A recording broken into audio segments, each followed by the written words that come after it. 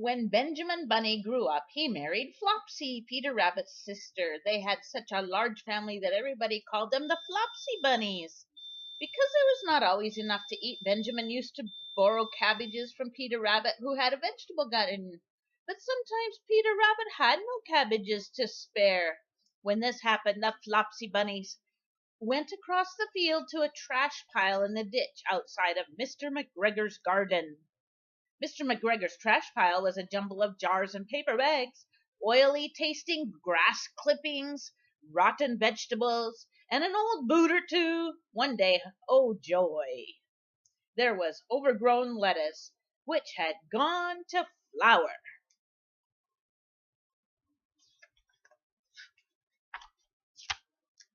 Benjamin and his Flopsy Bunny children stuffed themselves with the lettuce leaves. With their tummies full, the bunnies grew sleepy and lay down in the soft grass clippings. Before going to sleep, Benjamin slipped a paper bag over his head to keep the flies from bothering him. The little Flopsy Bunnies slept soundly in the warm sun. From the lawn beyond the garden came the faraway hum of Mr. McGregor's lawnmower. The blue bottle flies buzzed around the wall, and a little old mouse named Thomasina Tittlemouse picked over the trash pile. She rustled across the paper bag and woke up Benjamin Bunny.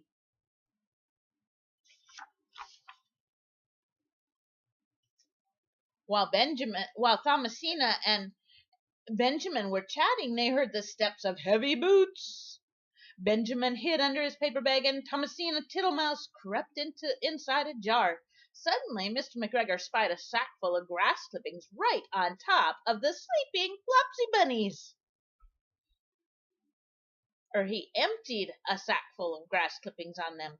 The little bunnies smiled sweetly in their sleep. They did not wake up in the shower of grass. They dreamed their mother was tucking them into their beds. Mr. McGregor looked down after emptying his sack. He saw the tips of furry little ears sticking up through the grass clippings. He stared at the little ears for a long time. Then a fly settled on one of the ears, and the ear twitched.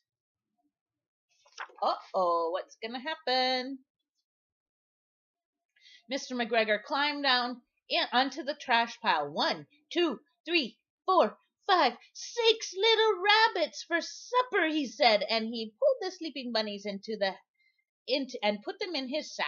The Flopsy Bunnies dreamed their mother was turning them over in their beds. They still did not wake up. Mr. McGregor tied the top of the sack with string and put it on the edge of the garden wall. He left the sack sitting there while he went away to put his lawnmower away. Uh-oh, what's going to happen to them?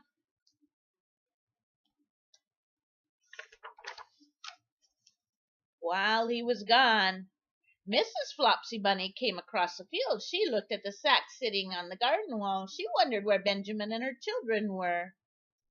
While she was standing there trying to figure out what was going on, she heard a rustling noise off to the side. Thomasina Tittlemouse came out of her jar, and Benjamin took the paper bag from his head. They told Flopsy the sad tale.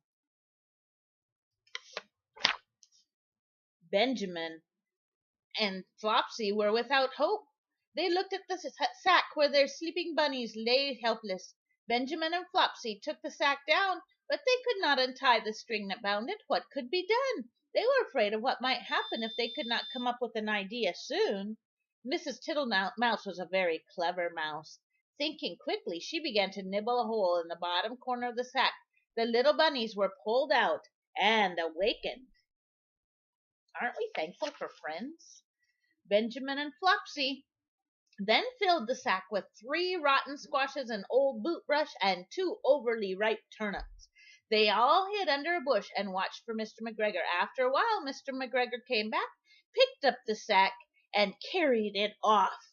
The Flopsy Bunnies followed at a safe distance. They watched him go in the house. They crept to the window to watch and to listen.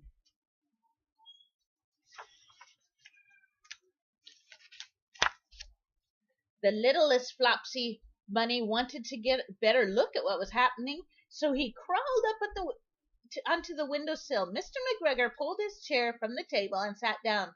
The Flopsy Bunnies heard him chuckle. 1, 2, 3, 4, 5, 6 little rabbits. Eh? What's that? Asked Mrs. McGregor. What have the rabbits been spoiling now? Mr. McGregor only repeated, 1, 2, 3, 4, 5, 6 fat little rabbits. Don't be silly, old man, scolded Mrs. McGregor.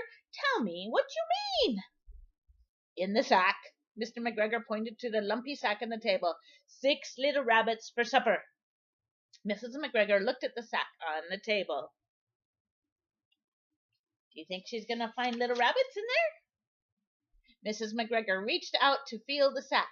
They must be old rabbits. They are hard and all different shapes. She untied the sack and reached inside. When she found the rotten vegetables and old boot brush, she grew angry. Mr. McGregor had tried to trick her. She did not like his idea of a joke one little bit. Mr. McGregor was angry too. He threw one of the squashes right out the kitchen window, and he just missed hitting the youngest Flopsy Bunny. Benjamin and Flopsy decided it was time to go home.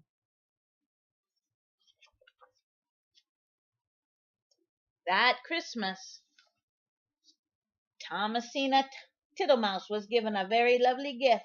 The grateful Flopsy Bunnies presented her with enough soft rabbit fur to make herself a coat, a hood, a handsome muff, and a pair of warm mittens.